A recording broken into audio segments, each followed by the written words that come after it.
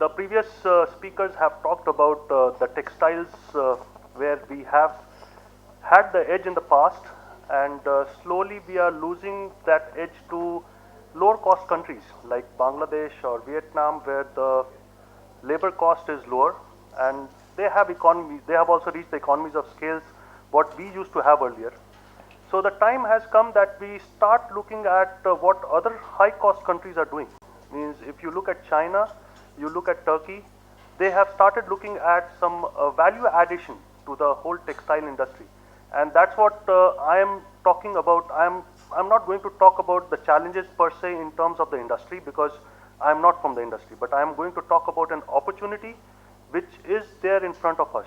Means we need to talk about how do we mitigate the competition, or how do we mitigate the opportunities which are being taken away by other countries, and why don't we have a look at that.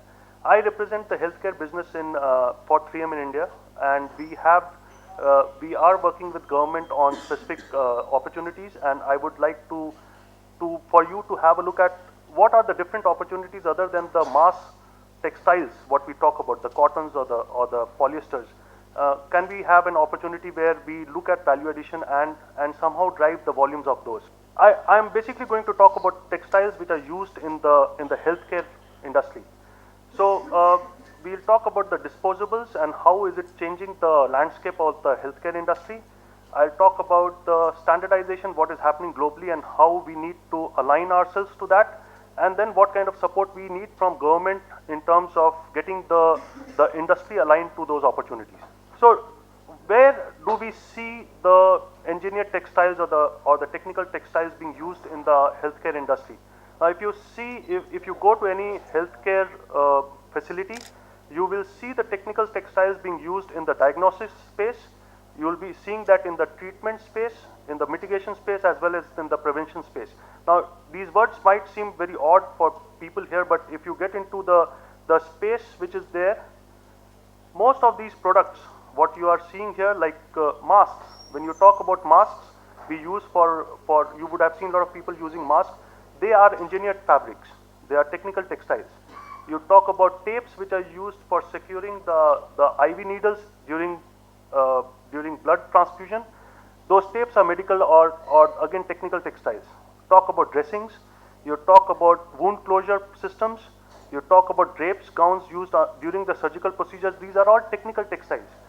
Now these are value additions which have been done on the regular conventional fabrics and brought to a certain level which meets the industry requirement. So where are these used? Means if you see the key segments where they are used. So in hospital services, if you see a surgeon or his team performing surgical procedures, they wear gowns. The instrument trolley is covered with fabrics. The place where the surgery is performed does have a engineered linen. Now these are required to prevent what? Means if you ask that question, why not? Historically, we have been using linen. So why not continue with that? Now the end objective of doing a surgical procedure is to have a successful one and to prevent infection from a surgical procedure. And these kind of fabrics which are used in a healthcare space prevent those infections to grow. So that's the end objective which is met by moving over from a conventional fabric to a medical textile or a technical textile. But these need to meet certain requirements. So we'll talk about those requirements, but if you see, all these spaces need technical textiles. There we can't use a general fabric which has been a conventional use in the healthcare space.